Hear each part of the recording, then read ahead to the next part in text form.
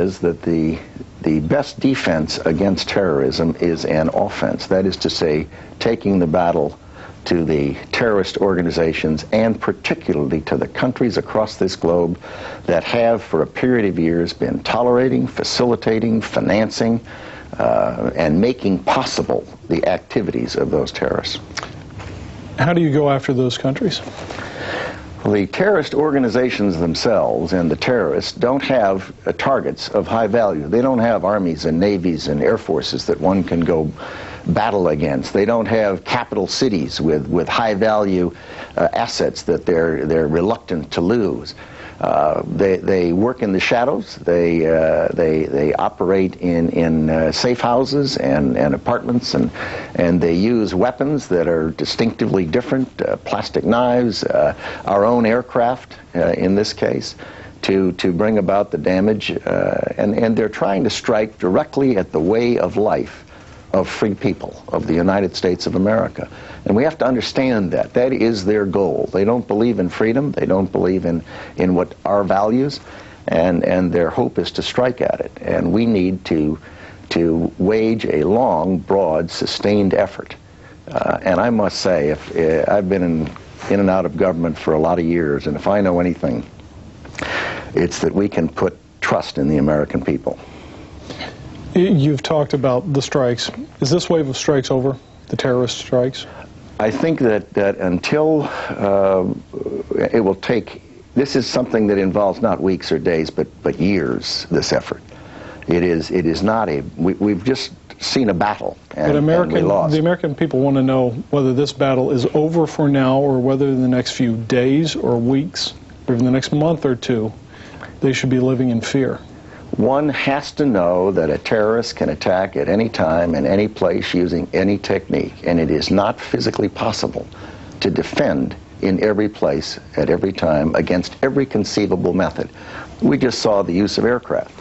It could be ships, it could be subways, it could be any number of things. We have been deeply concerned since I assumed my post with President Bush about the so-called asymmetrical threats, the problems of the reality that people don't want to contest our Army, Navies, or Air Forces. They know they'll lose. What they can do is use these asymmetrical threats of terrorism and chemical warfare and biological warfare and ballistic missiles and cruise missiles and cyber attacks. And we need to continue to work those problems.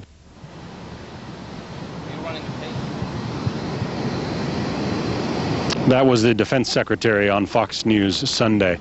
Now, we are taking your calls. Give us a ring, 1-888-TEL-FOX. We want to know what you are thinking on this first Sunday after those terrible attacks at the Pentagon and the Twin Towers.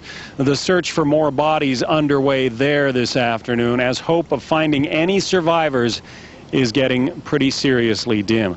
Rick Leventhal is live near Ground Zero with an update on that for us. Rick? Well, that's right, John. It's been more than 3 days since workers have heard any of those tapping or pinging sounds coming from the rubble that might indicate that there were people alive underneath the tons of steel and debris that are here. But even though no survivors have been pulled from the rubble since Wednesday morning, the mayor says this will be considered a rescue operation until there is no chance that there might be any survivors left alive in there, and he gave no timetable for that schedule. I can tell you that at this point, 180 are confirmed dead, 115 of those people identified. Still, the number of missing at 5,097, although that number is expected to go much, much higher. There have been some finds, significant finds here of evidence, including a passport of one of the hijackers that was found a few blocks away from the World Trade Center site.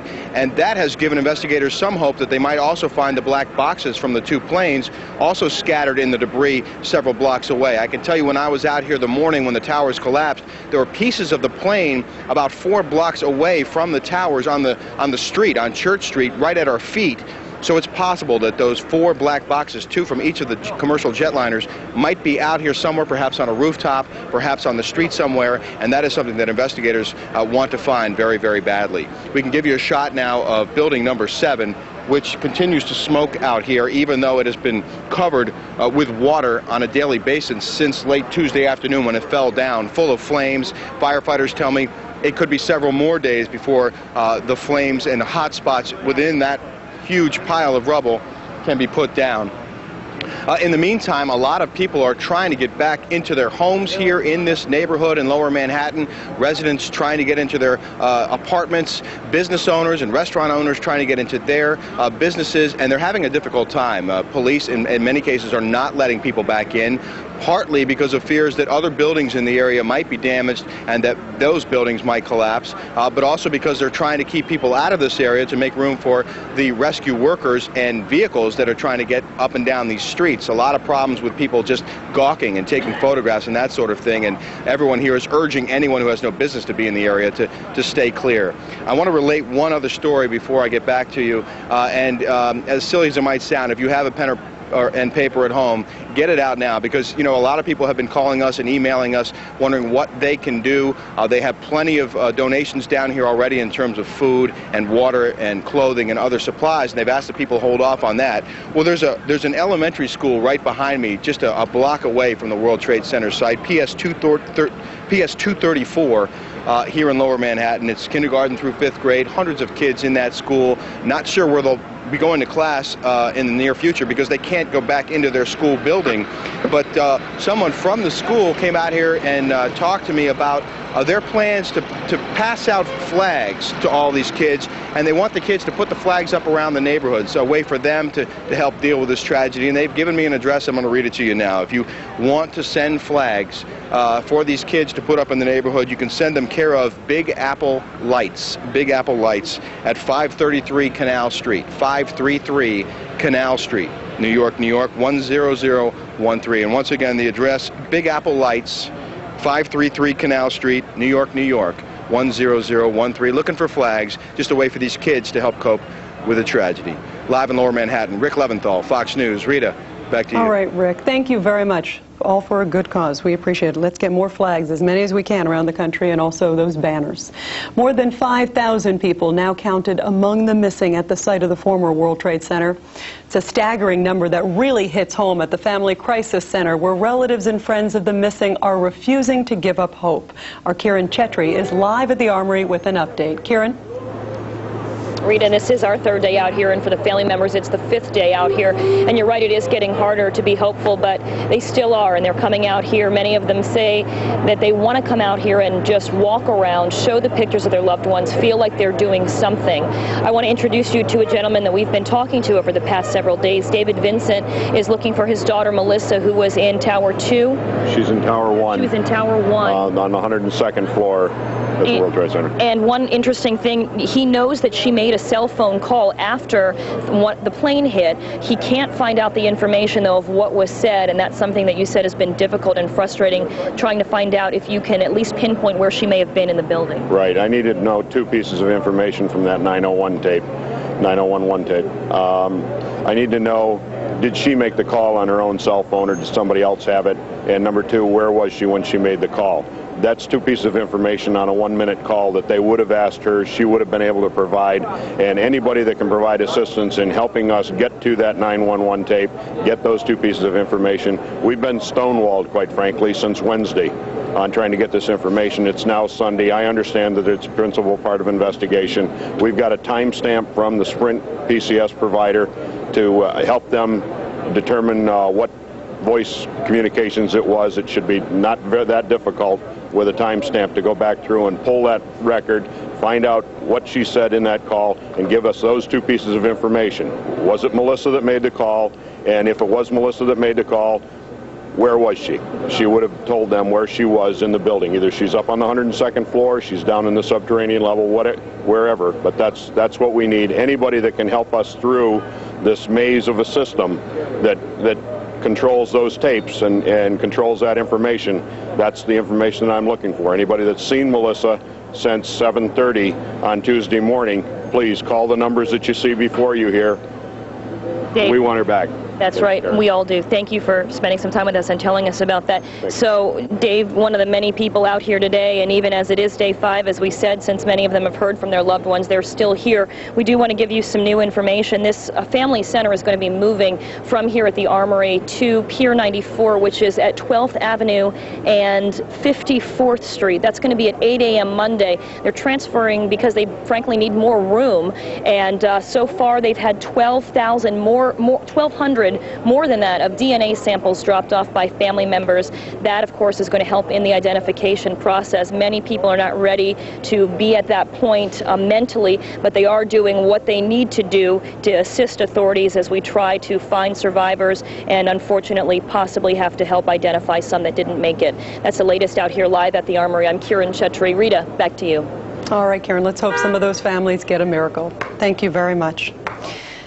Now, the nation joining to remember the victims of Tuesday's terror attacks. A memorial service at St. Patrick's Cathedral, now just a few moments away, scheduled to take place about 15 minutes from now. Fox's Brian Kilmeade is there, and he is live with the latest. Brian, I'm sure it's going to be a very emotional and very spirit-filled service.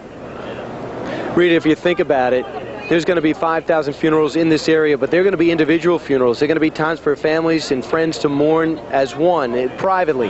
But here might be the last time that all these victims get together and have a chance to consolidate, have a chance to talk to each other, have a chance to mourn together, and maybe get answers together. And all that raw emotion will be held in historic St. Patrick's Cathedral. The cathedral's been open over 122 years, and ironically opened its doors just after the Civil War when they had so much pain.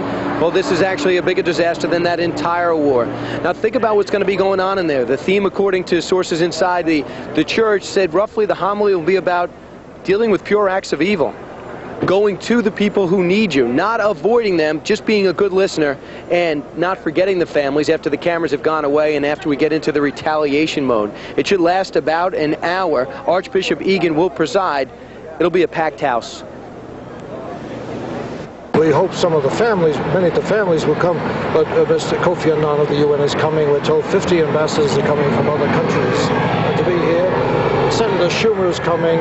I'm sure the mayor and the governor are considering coming too. We haven't got all the names down yet, but we're offering this service, and we're delighted, very pleased that so many people are joining us, because it's very important that the whole city and nation pay attention to the losses that were suffered by these families. And Monsignor Clark goes on to say that every single mass since the bombing has been packed. We're talking a capacity of 5,000, and a lot of people looking for answers and some type of solace. But today it'll be an entirely different story, because all the victims are under that roof. And although this is going to be about Catholicism, going to be about the Bible, about religion and dealing with life after death, and hoping beyond hope that somebody emerges from that rubble, and Rick Leventhal's reports make it seem, well, quite remote. It's also about America. The back page of the itinerary. The way this Mass will end. It'll be America the Beautiful. Reporting from just outside St. Patrick's Cathedral, where a very emotional service is about to start, I'm Brian Kilmeade, Fox News. Back to you, John, on the roof. All right, Brian, thanks very much. Before that service begins, we're going to be taking your phone calls. We want to know what you're thinking. But first, terror strikes against America. How do we fight back? Joining us now is Kenneth Adelman. He is the former director of the United States Arms Control and Disarmament Agency and co-host of Tech Central Station. Mr. Adelman, welcome. Thanks for being with us. Thank you. The indications are that George Bush and company are going to be pretty deliberate. There were thoughts that there might be airstrikes almost immediately against some target. Do you think that's wise to wait maybe a few more days, maybe a few more weeks before we figure out who and where we're going to strike? I have tremendous confidence in this administration. I've worked with Don Rumsfeld 3 times in my life, starting in 1970, and with Dick Cheney starting in 1970, and with Colin Powell starting in the mid-70s. I know these are all wonderful people, and I would like nobody else with them and President Bush. So I think that they're going to handle it just superbly. Having said that, let me say that I personally believe that the sooner the better on attacks, and I don't think that we should pinpoint the attacks necessarily, or only, let me say, only at those who perpetuated this horrendous crime. So, all right, so who does that bring into the sights then? It brings into sights those who have supported terrorism over the years.